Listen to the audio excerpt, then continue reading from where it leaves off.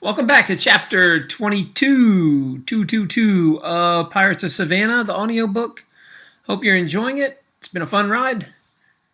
Please swing by lupolilink.com and support me. Thanks. Chapter 22 Hilton Head's Booty. The Robin could not catch a good wind and was making its way slowly down the coast. The rumor that they were going treasure hunting circled wildly among the crew. Now the captain finally had an island. Hopefully she could possibly unlock the mystery of the tattoo. Patrick, Isaac, Sam Scurvy, Nina, Julius, and Seamus all took their turns trying to decipher it. The tattoo was rather simple. It was 3 circles near each other with an X marked in the inside edge of one. Under was a symbol that looked like the letter U, and it had the number 20 east. The group moved closer to study April's markings. Maybe it has something to do with moons and shadows. You know, like a shadow map, Isaac speculated. Seamus took a guess. Maybe those circles represent waves. And maybe Mary Reed sank the treasure. Patrick agreed. Seamus might be right. Perhaps the shapes could be underwater reefs. Sam Scurvy took a stab. They could be reefs, but I don't remember any shape like that on my charts. Do you think they could actually be the letter O? Perhaps there's something on the island that has a triple O name, like Olive Octopus Outcrop or something. Julius interjected. I've never heard of such a place. Shut your mouth and stop being an idiot. Sam denounced him. April studied the tattoo for the 1000th time. The best I can come up with in all these years is that it represents hills or mounds. Patrick's attention was stolen away when Audrey Scott started to approach. He noticed her muscular body she had developed from a life of diving and swimming. She was wearing worn-out men's diving clothes, but was adorned with an extremely expensive pearl necklace she had made for herself from her dives. This woman was indeed odd. He had never even seen a woman swim, and it was unheard of that one would work as a diver in all those tight clothes. He finally came to accept that if someone had an extreme oddity, that they would somehow find a home on this ship. The Robin had quickly become a haven to the outcasts of society. April sighed in frustration. We are never going to figure this damn clue out. Perhaps we should just go to Blackbeard's Island and treasure hunt there instead. It's just south of Savannah anyway, and it's rumored he buried a fortune in those sands. Patrick greeted the young lady diver and invited her to make a guess. The short-haired blonde woman walked up and stared at April's arm. You say we're going to Hilton's Head? The captain replied, We are, but it looks like we'll just sail around it aimlessly because we cannot figure out the riddle of these markings. Don't let the wind blow your mood in circles. I think I know where to find your booty. Audrey smiled. The group was silent and stared at the diver in anticipation. She continued, These circle markings look like the ancient Indian shell ring mounds. The shell rings are laid out just like the markings on your tattoo. Nobody knows who really made the rings, but it is a rumor that it was an ancient Indian tribe thousands of years old. Scholars argue that the tribe lived in the middle of these rings and used to throw their waste to the edges. Over time, the mounds of shells served as a wall to protect them. If you want my opinion, I think it was a huge midden or a garbage mound, but April cut her off. I don't need a history lesson right now, dear. Just tell me if you can take me to these shell mounds. I would love to study them some more. I'd be happy to see them again, the young woman chirped. Excitement swept over the crew, but the captain's experience from her pirating days reminded her to be cautious whom she trusted. She remembered how large amounts of treasure made normal sane folks go mad with gold fever. She knew the smaller the search party, the better. She picked Audrey, Patrick, and Nina. Julius threw a fit and demanded to join the party. Nina has pirate blood flowing through her. She cannot be trusted. I will escort her, or I will forbid her to go. Audrey instructed Sam of the location to anchor off Hilton's Head Island. The group of 5 rode to the beach and started making casual talk. So, April, how have you been making profits over the last months in order to keep this crew fed? Patrick asked. Julia snickered. I not see a crew. What crew? I see a bunch of women, children, convicts, and slaves.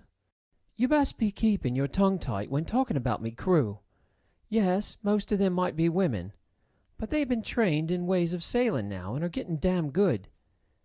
These days they be as capable as any pirating crew I've ever captained. Speak poorly of them again, and you can swim back to Charlestown, the captain threatened. Julius was taken back that a woman dared speak to him with such arrogance, but he could not respond in a coherent sentence. Ah, so mum be the word, I see. Wise man, April said condescendingly. Nina grinned at April. She really enjoyed seeing her husband stood up to by a woman. To answer your question, me wolf, we made most our fortune running illegal spirits to Savannah and whoring on the open waters. We sail to other merchant ships and mirror their route while the whores go over and shake the gold out of their sacks. In short time we have turned a respectable profit, the tattooed woman explained. The small jolly boat ran a beach, and the group of 5 dragged it ashore. Audrey led the treasure hunters through the thick underbrush and marsh. It did not take long for the island's sand gnats and mosquitoes to discover the new meat. Julius was getting eaten alive by the hungry bugs, to Nina's delight. The group slowly made their way to the ancient mounds. So, wife, where did you find the male crew on the Robin? Patrick questioned. April dodged a snake on the ground and casually stated, A few stayed on when I purchased the barkie, but most of these men are cast-offs too. We have a few slaves on the run, a few political prisoners, and some fortune-seekers. We need to find many more as soon as we add the next ship to our fleet. Audrey interrupted. Look at this ancient Indian marking on this stone. She pointed at a symbol of a round spiral attached to a square spiral. In most Indian cultures, this is a symbol left behind to tell others they have migrated and moved to a new village. That explains what might have happened to them. Ah, we're finally here. We have to walk around it to the opening unless you want to climb a wall 3 men high made of sharp oyster shells. It's truly amazing to think how many years of eating oysters this took to make. Think about how these ancient Indians were able to catch and harvest them without any modern equipment we have today. All they would have had was a canoe and great spirit. I bet if we would look at the outer rings, we would find...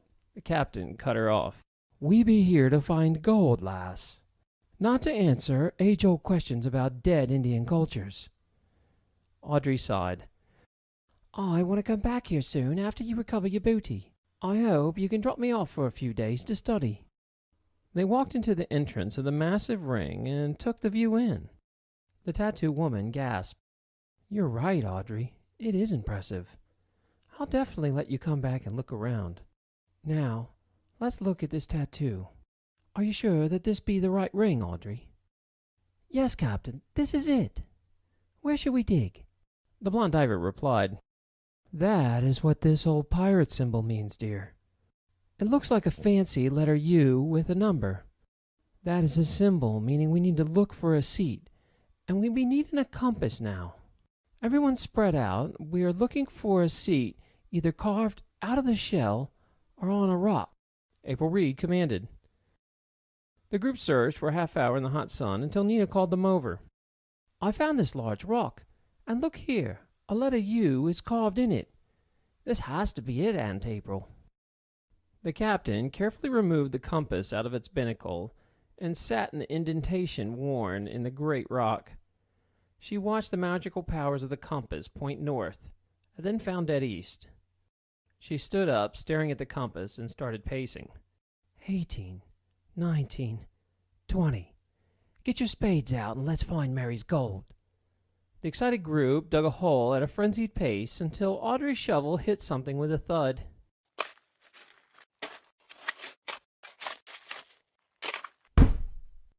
April, Patrick, and Audrey dug vigorously until the chest was free. The 3 of them joined forces and exhumed the fancy wooden box. That'll be enough, ladies. Put your hands on your head and step back, Julia shouted. The three spun their heads around to see the aspiring aristocrat holding a knife at Nina's neck and pointing a flintlock at April. Stand up slowly and unbuckle your belts. I want all your weapons piled over there. Do anything flashy and I'll open her neck up, he warned. You fucking bastard! We would have gotten our share. You greedy piece of dog shit.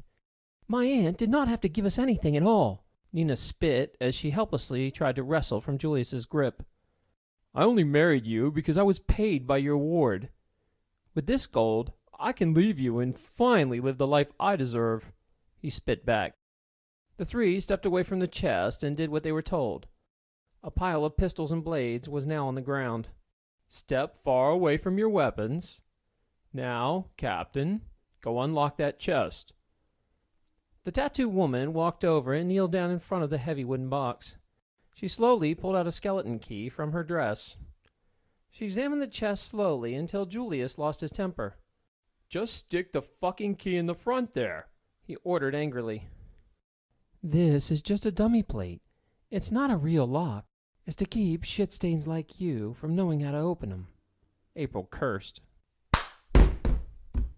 Filled with rage, Julius belted Nina across the nose, knocking her to the ground. Keep insulting me, you whore, and I'll keep beating your niece, he yelled. April capped her anger and kept explaining calmly. It's an old pirate tradition to hide the lock in the hinge. This key should open any lock. She fiddled with the skeleton key for a moment until a click could be heard coming from the hinge. I care not a beaver shit about your annoying pirate traditions. Just open the bloody chest and let me see my gold. She flung the lid open and a gold light danced across her face. April gazed up at Julius and spoke softly. It is a shame you don't want to learn about old pirate traditions, as there is one I really like. Julius's face filled with confusion as he looked down to see his life oozing down his chest. April mocked. Us pirates also have a tradition of bearing a loaded pistol with our gold. Mary Reed had left April an extremely rare Swedish boarding axe pistol. The weapon was a doglock with a vicious axe head with a spiked tip forged on the front of the muzzle, making it half axe, half pistol. Julius stumbled and lost his balance.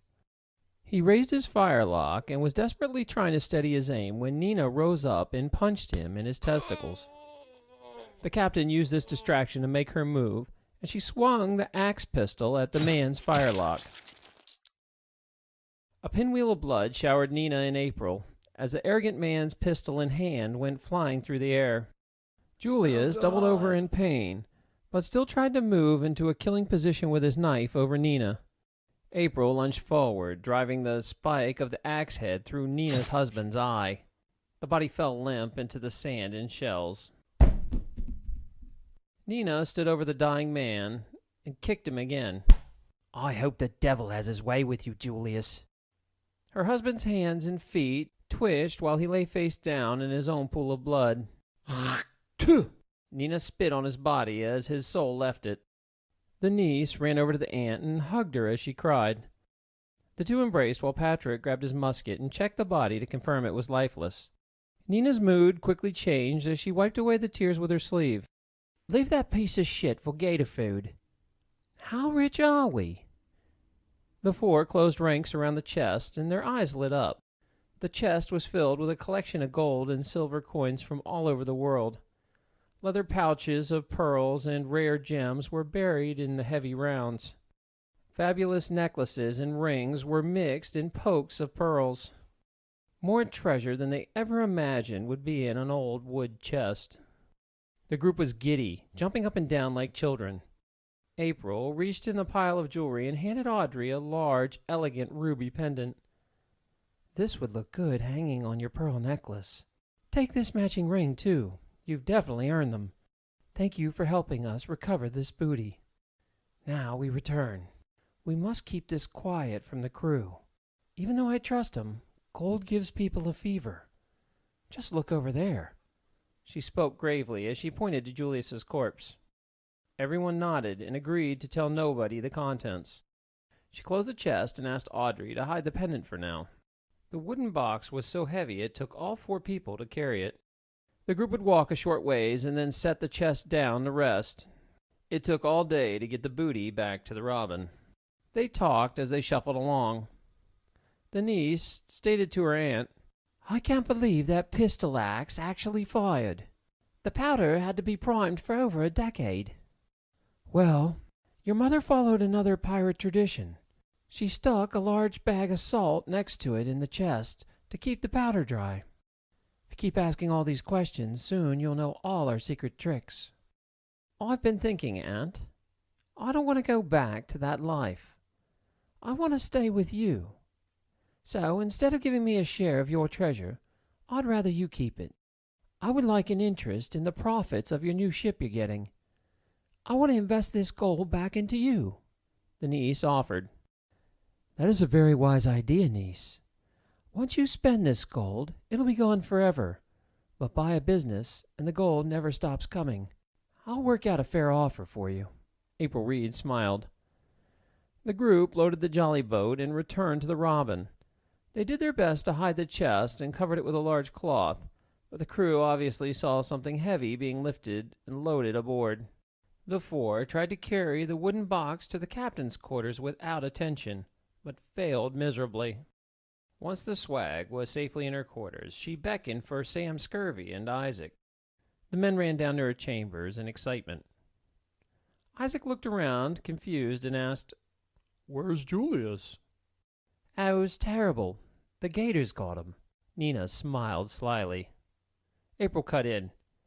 "Now, Sam, tell me, where can I buy a good ship?"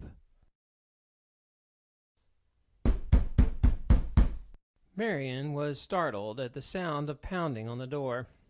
Heather ran to Marion's room and sat down on the bed with her, armed with a pistol and a few items in her growing collection of blades. The twins ran to the door, Amos armed with a musket and cowering behind a chair while Maximilian stood ready by the door. He had his left hand on the door handle and his dirk in his right hand in the air, ready to strike. In his best deep voice, Maximilian called, "It be a late hour, stranger. What's your business with us now?" "Lad, it be your Uncle William. Let me in before the redcoats get here." Maximilian lowered his dirk and hastily opened the door. "Redcoats?" he asked in shock. "What are the English doing heading here?" William burst in, and before he could say another word, he noticed the twins' positions. The 2 were ready to take out anything unfriendly on the other side of that door. "Ah, me nephews. Know your dad would be proud for you 2 being on your toes like this." Amos emerged from behind the chair as Maximilian closed and locked the door. "Amos," William continued, "get your mom and sister and hurry up now." Within 2 minutes, the family was sitting around the table as William explained what happened and how he found out. The large bounty on their heads that Kingsley put up attracted many loyalist eyes. Someone had seen and recognized Isaac working on the farm a few months back. A mammoth of a Jewish man in a Scottish village was pretty hard to hide. The redcoats shook down some fur traders who had traveled to the colony of Argyle, and they fingered Isaac. "I got word that the lobsterbacks are on their way, and I came by sea to beat them here. I did not beat them by more than an hour. Now hurry," William explained. With the story finished, he ordered the girls to pack only the bare necessities that could be carried on their backs, and ordered the twins to gather the Dandridge and Quinn families. "Make haste, everyone," he exclaimed as he began to pack pouches with gunpowder and shots. Maximilian ran to the Quinn house and raised everyone. He spared the details, only saying that the redcoats were on their way to arrest and execute everyone for murder and treasonous acts. They wasted no time in jumping out of bed and grabbing bags they had already packed. They always feared at some point that this dream life would come crashing to an end, as the British tended to ensure that the world was made England, no matter what the cost. Amos ran to the Dandridge home and pounded on the door. "It's Amos. Wake up." Mariana opened the door and yawned as she asked, "What is it, Amos?" "It's the redcoats, Mariana." Her eyes popped open, wide awake, as Amos burst through the ajar door and began gathering their weapons for them. "They're coming for us for murder and treason. Go, wake your family and grab only what you need. We're leaving now. Within 10 minutes, all the fugitive families were standing in front of the Freeman home.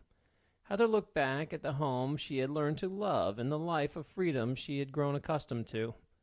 She began to cry as Prudence and Mariana grabbed each of her hands.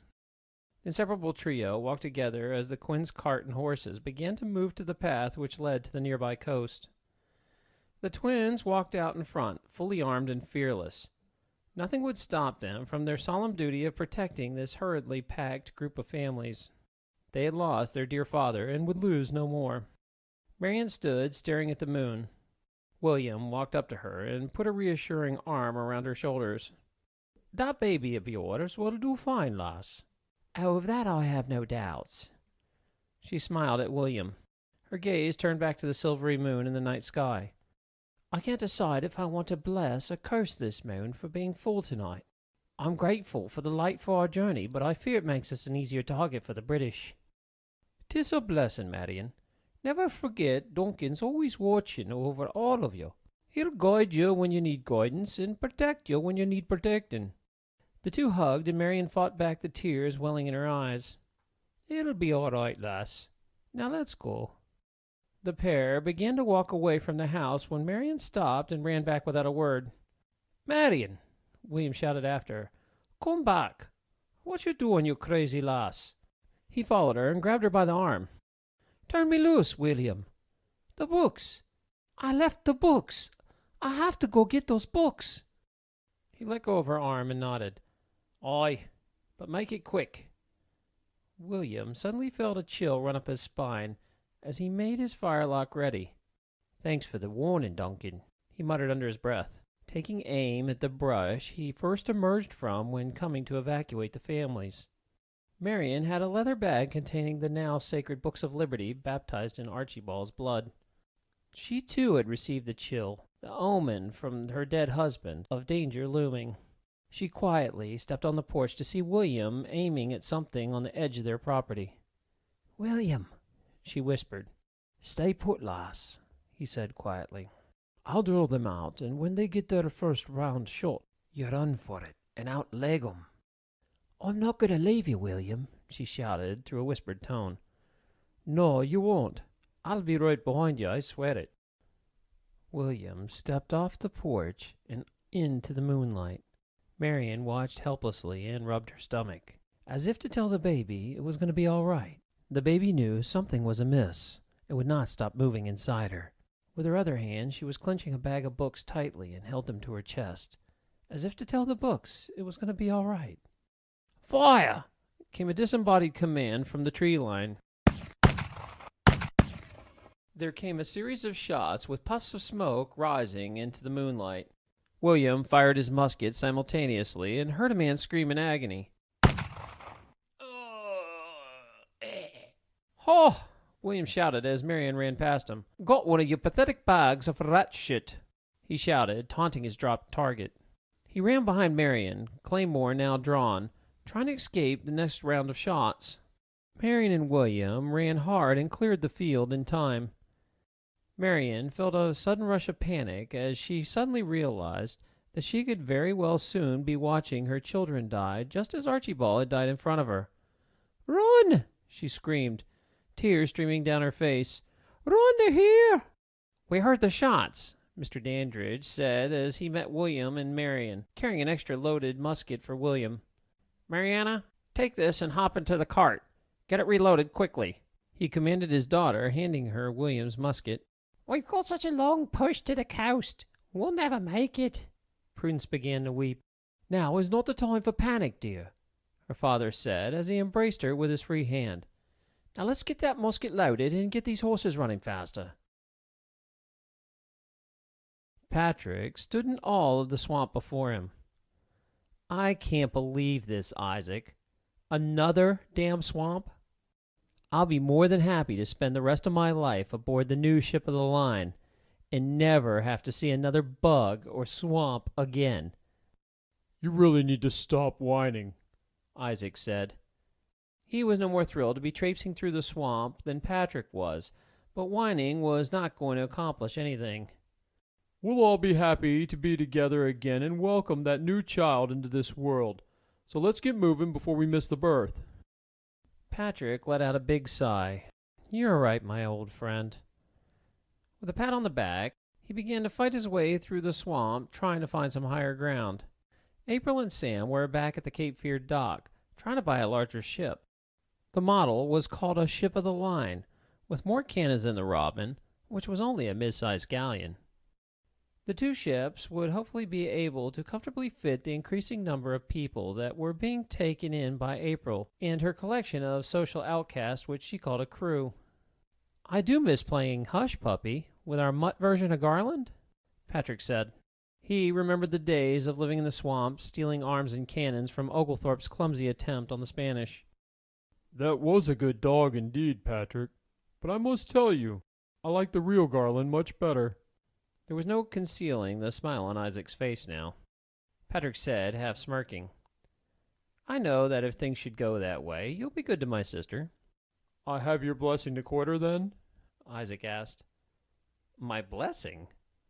Yes. Her father, your father, is dead. You are her guardian, her protector. But she would have to convert. Ah, good luck getting her to do that, Patrick laughed. He stopped and turned to Isaac and put his hand on his hulking shoulder. Yes, Isaac, you have my blessing. They embraced for a moment, but were quickly interrupted by the sounds of hooves coming at them. Oh, this isn't going to be good, is it? Patrick asked, getting his firelock pointed in the direction of the noise, with Isaac following suit. Hold your fire, Patrick, Isaac said as he saw a cart carrying Quinn approaching at full canter. Whoa! Sovereign Quinn! Isaac held up his hand and waved him down. No, Quinn stated breathlessly. No stopping. The redcoats have found us out. William got us out just in time, but they're right behind us. Gunshots could be heard through the swamp. Where's Marion? Patrick asked, his gut filled with worry about her and the baby. Quinn pointed behind them. They watched as the trio of girls ran toward them, followed by the twins and their mother. The large Quinn and Dandridge families followed next in line. Last, but certainly not least, was a Scot dancing around in his kilt and shouting in his native tongue as he dropped another soldier. Amos had a wound on his shoulder, but he shrugged it off. It's only a flesh wound, he said without skipping a beat, reloading his musket and pistol. Isaac and Patrick ran out to meet William in what was now a battlefield for safety of their extended families. "I be damn glad seeing you, boys," William exclaimed as he saw Patrick and Isaac run up to him. "Good thing you're already heading for the Cape," Patrick said. We have a plan. "Good," William shouted, "'cause I'm shit out of ideas." Just keep pushing towards the Cape Fear docks. Isaac hollered at the group in front of him. They began their mad race to the Cape to escape certain torture and death at the hands of a mad and vengeful lot of soldiers. Sam buried his face in his hands. Seeing this woman haggle like she was would have been embarrassing for a man to do, but for a woman, it was not a usual sight. He did not know if the poor bastard selling his ship of the line was tolerating it because he badly needed to sell it, or because she was a woman. Normally, she wouldn't have been looked at twice, but this was Captain Reed after all. Nobody messes with her and gets away with it, so the rumors say. Sam heard a ruckus in the distance and saw smoke rising over the treetops. The echo of gunfire was all too familiar. Captain," Sam started. "Captain, I think we better be wrapping this up now. I can hear the powder music approaching." Quiet, Sam. You'll be cleaning the barnacles off my keel after another outburst like that. April continued to argue with the man selling the ship, and Sam stepped closer and closer to the gunfire, pistol ready and scabbard drawn. He saw a cart approaching with a bloody Isaac driving it hard. He then surveyed a group of people in the cart, some bloodied, some crying hysterically. Following closely behind on foot was Patrick and a cursing Scotsman. The two kept turning and firing as quickly as the younger boys in the cart could reload their firelocks. The refugees finally reached Sam. Please tell me that boat is ours, loaded and ready to go, begged Isaac. No, not yet. The captain be bargaining fierce for it, Sam replied.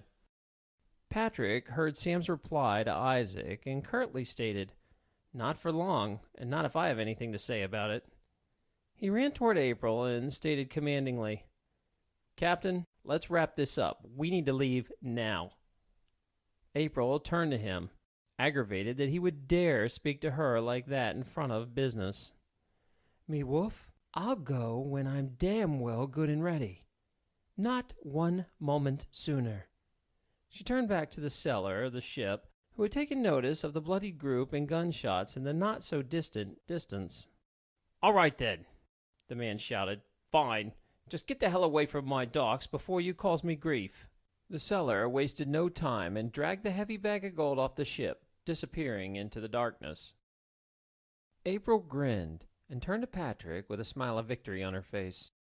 "Nice timing, my husband. So what the bloody hell is going on?" "Redcoats! Come on, we gotta get everybody on board now. We have some serious injuries to tend to." "No." "No?" "No." Patrick stared at her in disbelief. The British troops emerged and were within range again, and the gunfire volley began again. April coolly pulled out a bottle of rum from her purse. "We ain't getting on me new ship until we renamed it and done it right. If you don't follow proper tradition, it'll curse this vessel for all time."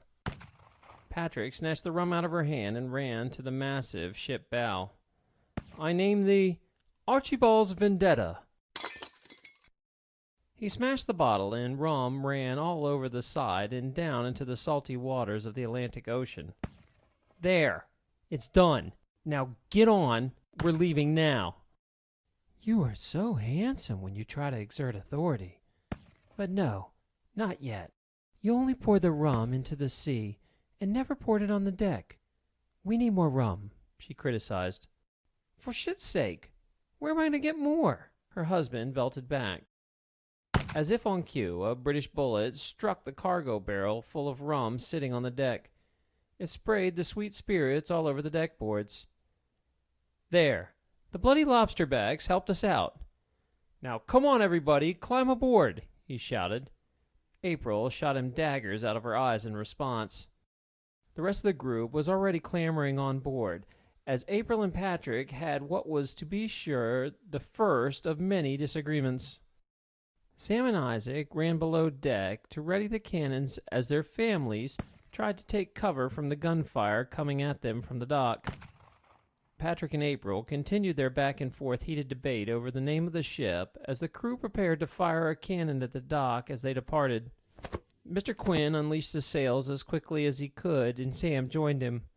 The cannon was loaded, and Isaac was ready with the linstock for the command to fire.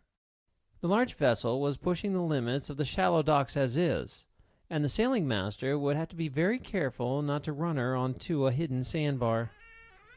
The ship creaked and moaned as it moved into the water, and April swung the wheel to turn it broadside. "But I wanted to name me new ship for me best cat, Reagan. I wanted it to be Reagan's Lure." "Stop it, woman, and tell Isaac to fire at them already." She glared at him. She hated it, but he was right. It was time to end this silly onslaught of British shots coming at them. She said, moving her hateful gaze to the shore, "Fire!" Isaac covered his ears from the blast of the 18-pounder Armstrong. The concussive force and vibration knocked him off his feet. It was completely surreal. Arr, take that, lobsterbacks. The group on the deck began to shout and celebrate as they watched the redcoats fall and suffer a painful and grotesque death at the hands of such a force. Their muskets were no match, and they had no cannons to fire back with. Archibald's Vendetta was now too far out of range for their firelocks, and they had no choice but to retreat. Patrick surveyed the British men through the spyglass, and just for a second he swore he saw an irate Byron Kingsley yelling at his